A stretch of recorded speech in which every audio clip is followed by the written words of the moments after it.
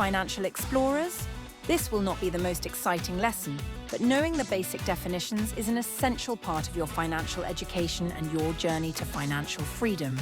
We will go through these quickly in order to get back into the more exciting lessons and make some money. Income. Money you receive, typically from work, investments, or government benefits. Expense. Money you spend on goods, services, or bills. Budget. A plan that shows how much money you earn and how much you spend over a period of time. Savings. Money you set aside to use later instead of spending it right away. Interest. Extra money you either earn when you save or invest, or pay when you borrow money over time. Debt, money you owe to someone, like a bank or a person. Credit, the ability to borrow money or buy things with the promise of paying later. Good credit means you're trusted to repay. Credit score, a number that shows how reliable you are at repaying borrowed money. The higher the score, the better. Loan, money borrowed from a bank or lender, which must be paid back with interest over time. Investing, using money to buy things, like stocks or property, with the goal of earning more money over time. Stock, a small ownership in a company that you can buy and sell. If the company does well, your stock's value may go up. Bond. A loan you give to a company or government and they promise to pay you back with interest. Net worth. The value of everything you own, assets, minus what you owe. Debts. Assets. Things you own that have value, like your home, car, or savings. Liabilities. What you owe, such as loans or credit card debt. Inflation. The rise in prices over time, which means money buys less than it used to. Taxes. Money you must pay to the government to fund public services like schools, roads, and healthcare. Mortgage. A special type of loan used to buy a house, where the house is collateral. What the bank can take if you don't repay. Retirement. The time in life when you stop working and often rely on savings or investments for income. Insurance. A service you pay for to protect yourself financially from unexpected events, like illness or accidents. Portfolio. A collection of different investments, like stocks, bonds, and real estate that a person owns. Diversification. Spreading your investments across different types of assets to reduce risk. For example, not putting all your money into one stock. Risk. The possibility that an investment might lose value.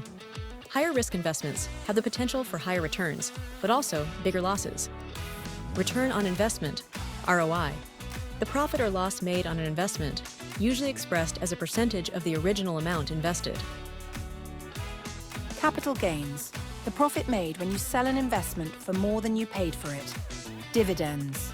Payments some companies make to their shareholders, usually in cash or additional shares, as a reward for investing in their stock.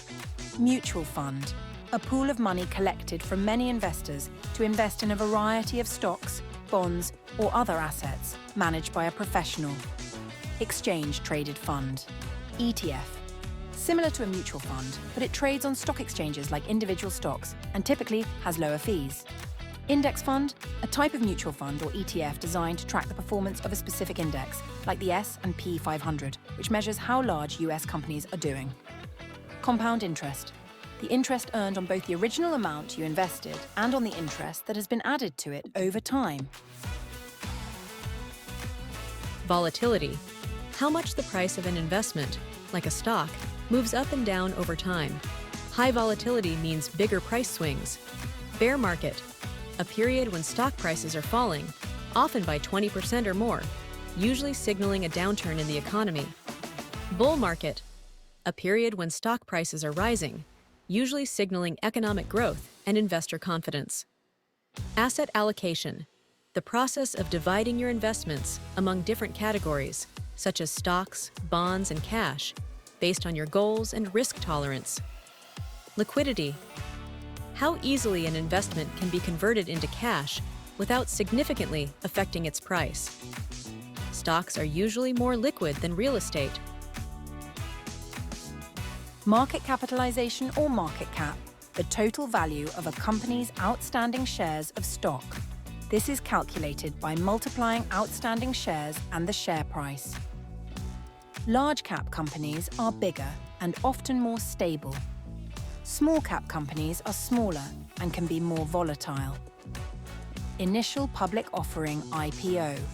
When a company first sells its shares to the public on a stock exchange, this is often seen as a way for companies to raise money for growth. Yield, the income returned on an investment, usually as a percentage. For example, bond yields show the interest you'll earn on a bond. Dollar cost averaging, DCA, a strategy where you invest a fixed amount of money at regular intervals, regardless of market conditions, to reduce the impact of market volatility. PE ratio, price to earnings ratio, a measure of how expensive a stock is relative to its earnings. A high PE ratio might mean a stock is overvalued, while a low PE might mean it's undervalued. Blue chip stocks, shares of large, reputable and financially stable companies that are known for being safer investments. Hedge, an investment made to reduce the risk of adverse price movements in another investment. Leverage, using borrowed money to increase the potential return on an investment, but it also increases the risk. Short selling, a strategy where you borrow shares of a stock to sell it with the hope of buying it back later at a lower price, profiting from the difference. Margin, borrowing money from a broker to invest, typically to buy more shares than you could with just your own money. This comes with high risk.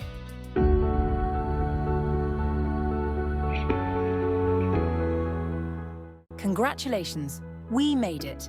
There are some basic important definitions for your financial education and freedom. Thanks for joining us today on Novice Investing Guide. Remember, financial freedom is just a click away. Don't forget to subscribe for more educational content to change your future. See you next time.